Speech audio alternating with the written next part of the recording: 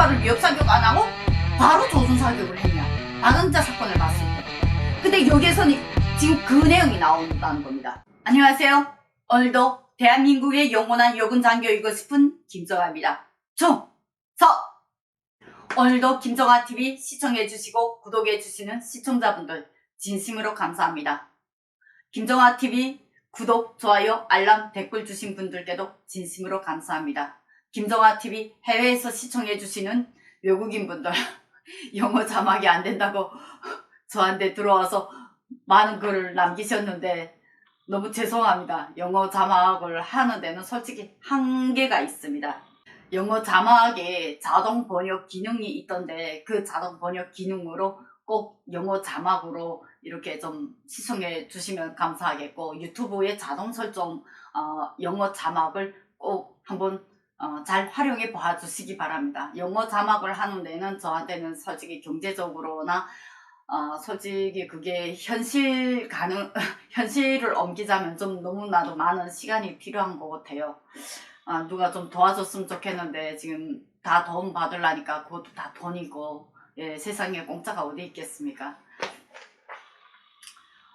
영어 자막 문제로 좀 제 영상을 보고 싶은데 못 보신 분들에게 너무나도 죄송하지만 유튜브의 자동 번역 영어 자막을 꼭 이용하시라고 제가 권해드리고 싶습니다. 오늘 방송 주제입니다. 김정은이 신임한 폭풍군단. 밀수하다가 적발돼서 현장에서 실탄이 발산되고 사람이 죽었습니다. 과연 어떤 사연인지 한번 보도록 하겠습니다. 데일리 NK가 9월 17일자 기사를 냈습니다. 완충지대 들어오면 사격, 포고가 현실로 총격의 주민 사망이라고 했습니다. 국경경비대가 쏜 총에 맞은 밀수꾼이 현장에서 즉사를 하고 주민들 반응은 진짜 쐈다. 공포 분위기가 고조됐다고 합니다. 기사에서는 북한이 코로나 유입 차단을 위한 목적으로 북부 국경 완충지대를 설정하고 이곳에 들어오는 인원들에 대한 무조건 사격한다는 포고문을 내린 가운데 최근 양강도 국경지역의 한 주민이 국경경비대 총격에 사망하는 사건이 발생한 것으로 전해졌습니다. 양강동 소식통은 지난 14일 밤 11시 대흥단 산지 연선에서 30대 밀수꾼 남성이 국경경비대가 쏜 총에 맞아 현장에서 즉사했다며 소문을 들은 현지 주민들은 진짜 총을 쏴서 사람을 죽였다는 것에 공포감을 드러내고 있다고 합니다. 밀수꾼은 양강도 대흥단에 파견된 폭풍군단 소속 부분대장 하사와 공모해서 둘쭉 약 20kg를 마대에 담아 직접 중국으로 넘어갔다가 돌아오던 중 중국 국경 경비대에 발각되어 총격을 받았다고 합니다. 그는 폭풍군단에서 2년간 복무하다가 감정제대 의가사제대입니다. 된 인물로 제대 후 홀아버지가 사는 양강도 고향으로 돌아와 본격적으로 밀수에 뛰어든 것으로 알려졌답니다. 결국 사망한 사람이 현재는 민간인 신분이지만 예전에 특수부대의 폭풍군단에 근무했던, 군사복무를 했던 군인이었다는 겁니다. 이 밀수꾼은 코로나19 사태로 국경이 막혀 벌이가 마땅치 않던 상황에서 때마침 과거에 군복무를 같이 하던 폭풍군단 부분대장이 국경봉쇄 작전으로 김정은의 지시를 받고 양강도에 파견돼 오자 그와 함께 짜고 이 밀수에 나섰다고 합니다. 북중 국경의 그 총격 사건, 핵싸움 사건, 그 얘기를 전달하면서 김정은 지시에 따라서 북중 국경에 지금 폭풍군단 소속의 군인들이 배치된 거, 대거 배치된 거, 3,4천 명이 배치된 뉴스를 제가 예전에 많이 올렸습니다. 그 기사와 지금 이 문제가 연동이 된다는 겁니다. 그래서 제가 이 주제의 제목을 김정은이 신임한 폭풍군단, 김정은이가 국경경비대보다 구군단보다 폭풍군단을 신임했기 때문에 구군단 지역에 지금 폭풍군단을 들여보내서 국경경비대하고 그런 총격 사건까지 일어났다고 제가 전해드린 이슈가 있죠. 그 이슈하고 이 이슈가 결국 연동이 됐다는 겁니다. 그때 제가 그 이슈를 전하면서 뭐라고 그랬나요? 부작용은 앞으로 계속 날 것이다. 김정은이 신임한 폭풍군단은 과연 국경에서 얼마나 당적 양심을 지키고 얼마나 김정은에게 충성하기 위해서 밀수를 어디까지 막을 수 있는지 두고 보자. 제가 그랬습니다. 오늘의 이 내용 역시 그때의 예상이 틀리지 않았죠. 폭풍군단이 여기에서 그 밀수의 유혹, 자본주의 유혹, 그걸 뿌리치기에는 상당히 한계성이 있습니다. 뭐 언제 국경경비대 누구 통제하고 있겠어요. 지금 본인들이 결국 밀수에 뛰어든 거예요. 서식통은 밀수군은 폭풍군단 부분대장의 처소 근무 시간에 개구리 군복을 입고 군인인 것처럼 위장해서 촘촘한 육중 국경 봉쇄망을 뚫고 유유히 중국으로 넘어갔다며 그가 중국에서 돌아올 때에도 폭풍군단 부분대장이 함께 움직이며 뒤를 봐줬는데 그 과정에 국경경비대에 발각돼 총에 맞은 것이라고 설명했다고 합니다. 일반 서민들은 그러니까 밀수를 못해요. 일반 서민들이 밀수를 하고 싶어도 국경경비대를 끼지 않으면 이래서 밀수가 안 되는 거예요. 그래서 이 밀수를 절대로 북한이 못 막는 이유가 바로 이거에 있습니다. 지금 여기도 오히려 국경경비대를 믿지 못해서 보낸 폭풍군단하고 지금 민간인이 결탁을 해서 밀수를 진행한 거잖아요. 국경경비대가 써먹던 그 방법을 지금 폭풍군단이 그대로 써먹었습니다. 사람이 바뀌어서 통제하는 건 한순간뿐이지 이것이 지금 계속 진행이 될 수밖에 없다는 거죠. 국경경비대는 사건 당일 밤 늦은 시각에 접경 지역에서 어두운 물체가 수상하게 움직이는 것을 포착하고 공포탄 3발을 먼저 발사했으나 움직임이 멈추지 않아 결국 실탄을 장전해 조준 사격한 것으로 전해졌다고 합니다.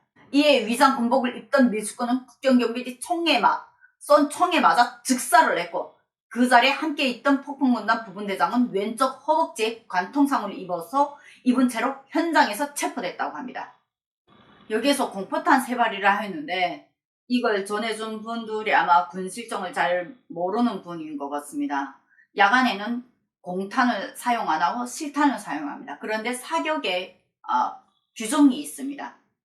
제일 처음에 선 누구야?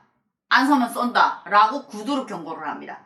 그 다음에 3발은 바로 직격으로 조준을 하지 않고 그 다음에 3발은 위협사격을 합니다. 이 위협사격을 지금 이 사람은 공포탄이라고 말한 것 같습니다.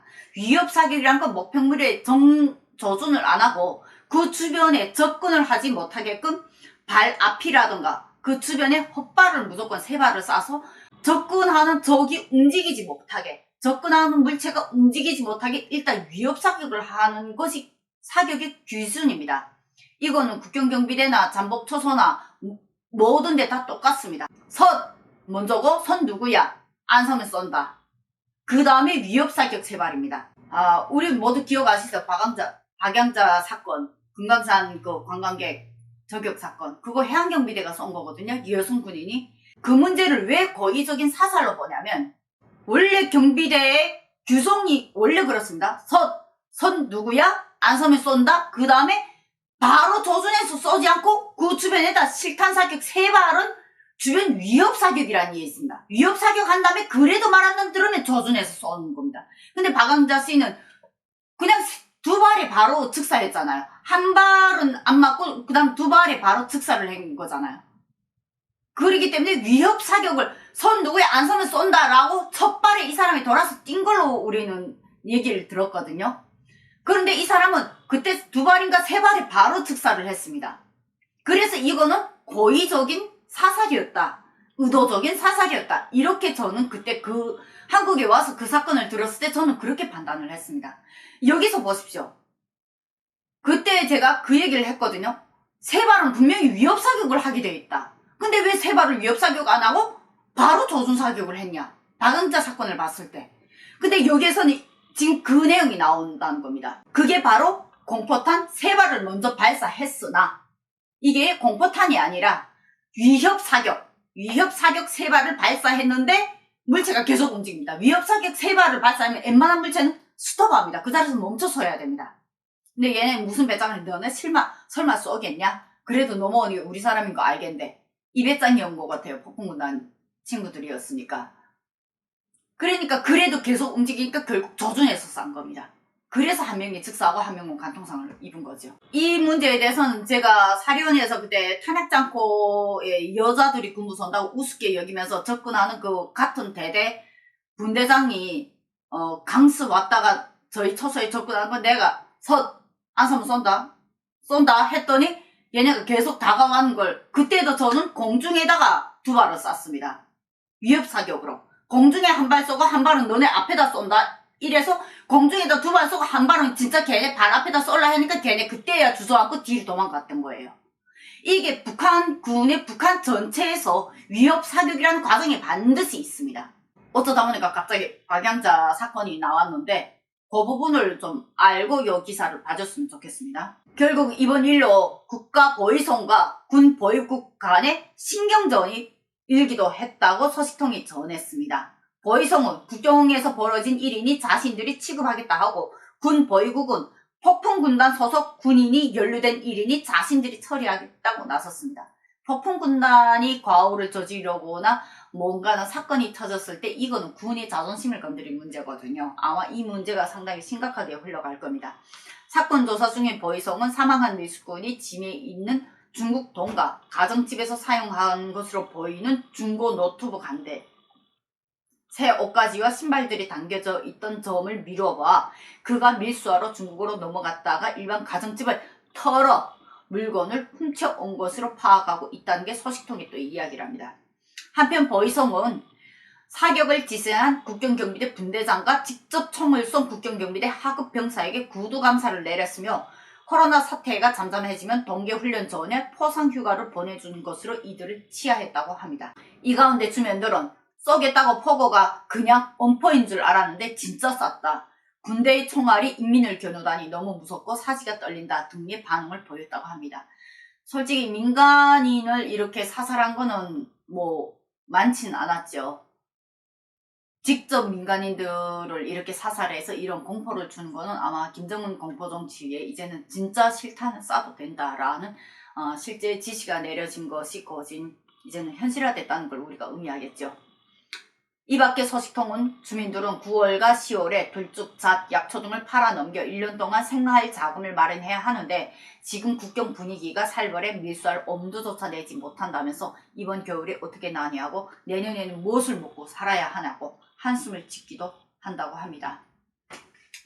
국경경비대의 사회 안정성 명의로 북북 국경 봉쇄 작전에 저해를 주는 행위를 하지 말 때 대하여 라는 제목의 포고문이 내려온 이후에 아마 실탄 사격으로 사람이 죽은 건 이번 사건이 처음일 겁니다.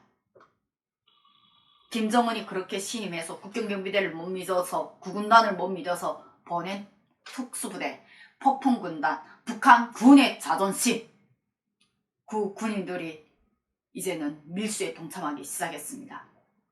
폭풍군단이 언제까지 버티는지 한번 두고 봅시다. 이 문제가 해결되려면 폭풍군단하고 국경경비대하고 서로 협력을 해야 이 문제가 아마 풀릴 겁니다. 국경경비대는 국경경비대대로 먹고 살아야 합니다. 폭풍군단도 이제 거기에 어느 정도 있게 되면 그 기회에 먹고 살아야 합니다. 서로가 먹고 살아야 되는 공동의 이익을 위해서 결국 주민들하고 협력할 수밖에 없고 이 협력 과정에 이들은 밀수를 할 수밖에 없다는 겁니다.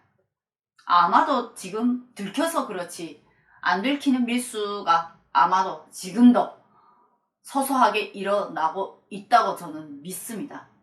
그러나 어젠가 며칠 전에 그쪽에 있는 조선족 분을 또 만났는데 탈북민하고 함께 사는 조선족 남편을 만났는데 완전히 봉쇄됐다고 하더라고요. 이젠 탈북자는 웬만해서 안 넘어온다. 가벼운 밀수만 정말로 탄탄한 고리들만 정말 극소수가 움직인다. 이 정도로 저한테 알려주더라고요. 북한의 국경 문제 과연 어디까지 갈지 좀 더 지켜봐야 될 것 같습니다. 오늘 방송 여기까지 마치도록 하겠습니다. 오늘도 김정아TV 시청해주신 구독자분들 진심으로 감사하고요. 김정아TV 구독, 좋아요, 알람, 댓글로 많이 응원해주시기 바랍니다. 오늘도 대한민국의 영원한 요군장교이고 싶은 김정아였습니다. 충성!